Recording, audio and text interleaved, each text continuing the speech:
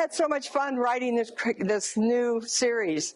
Fire is a first book in the Cal Jamison series. It's beginning in Central and Southern Oregon, so some places we all kind of know and love somewhat. And the spark of the story, literally, began when I was working years ago at Oregon's Judicial Department. And I was teaching computer software all over the state. It was the best job ever. It was so wonderful, but I like this job better. And I was in Eastern Oregon one time, and there was someone at the court that basically said, we could have a body disappear out here in a burning bush, and no one would ever know it. So that stuck. I never forgot it, and that became the genesis for Fire. So that's why we've got a body in a burning bush in this story. Obviously, I don't know if you all saw the skeleton in there or not, in the flames. Cal Jamison, he's a 7th generation Scot. So anyway, his namesake is from Scotland, northwestern part of Scotland, and he came out here in the early 1800s. And then he ended up continuing west and became a fur trader in the new frontier. Okay, so you're going to see history throughout the series. It's going to be very, very fun to pull in, and I love history. I like to make my writing as accurate as possible. So, you've got a firefighter reading a book. You don't want to have some stupid thing that isn't going to work, or a pilot or whatever. I've never flown jets before, so when I was researching my Koenig series, I had pilots in there, and I ended up with some people that helped me with that, because I'm never going to go learn to fly. I did fly for a little bit. I did get to do that, so that was fun. But in meeting these beautiful people along the way, when I'm doing my research, is the fun part of what I do. I ended up finding out I have a neighbor who is a firefighter, retired. He helped me with my research for Luther Greaves, which is one of my characters. Where are you? Where'd you go? There you are. Okay. And he helped me with getting my facts right on the firefighter scenes that I had in the book. Then I also had a Marine in Camp Lejeune that is highly decorated, that helped me with my military research so that I had the right information on my requirement. He would just drop anything and answer me all the time. It was fabulous what these people will do for me. And then the other one is a local rock hound. Where are you?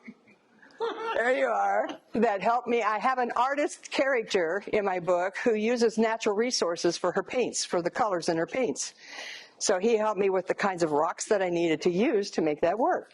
I also have a hunter, son of a friend of mine's son, that helped me with my hunting scenes and such, because I do have a hunter in the book as well.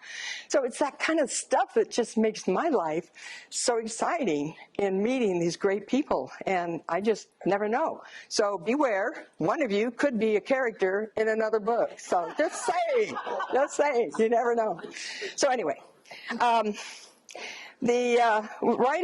I'm writing, I love movies, by the way. I have over 200 CDs and also still have the old DVDs and such at my house. And I write visually, so I'm seeing the movie running in my head when I write. So each scene in there is a visual thing. And I hope that in my words, it's kind of like painting a picture. I'm writing those scenes I'm seeing in my head so that you can see it as well. I'm hoping that comes across. And it's kind of eerie sometimes how my characters and real people come together, because this has happened to me a number of times when I'm doing my research. And in the first draft of Fire, I had created a fictional medical examiner. She's a woman. I'm thinking Sandra Bullock as the actress. Would love to have that happen. That would be cool. Oh, yeah. She arrives at the crime scene on a motorcycle with a cadaver dog, riding shotgun in the sidecar. So that's the scene she's arriving into.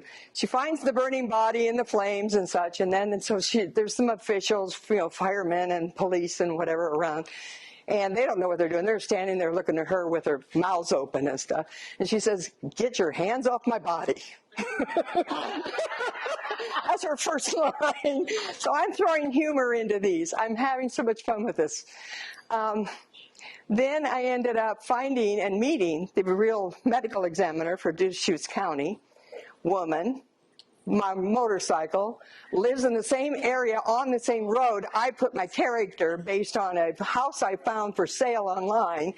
That was where she lived. And it was like too eerie that this stuff happens to me all the time. But Konig's Wonder was like that. That was my first book. And when I wrote it, it was loosely based on my family history.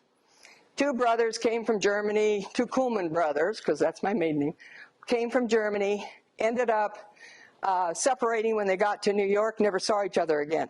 So I just sort of fictionalized the story, had a lot of my mom and dad's history and things woven into the farm in Indiana I spent my summers on and such, and that was where my mom was born. And I created a third character. I needed a bad guy. So I created a third character in my book. After the book was published, I found the ship record, and there were 3 Kuhlmann boys that came here. That was eerie. Goosebumps all the way. Yeah, that stuff happens to me all the time. I never know. Fire actually started titled The Burning Bush. That was my title for it, just because that's what the lady said, you know, there's a burning bush, etc. But then it had too much with the biblical name, etc., and it's not related to that bush at all. So my husband, bless him, says, "Why don't you call it Fire?" And I said, "Oh, okay." And there was my inspiration that I'm going to start using with this series the first 4 basic elements: fire, water, earth, and air. Those are the books. And I'm currently working on the second novel, Water, right now. So that's the series that I've got planned. But that just came around that you never know where things like that are going to just pop up. So that's why he's named Fire.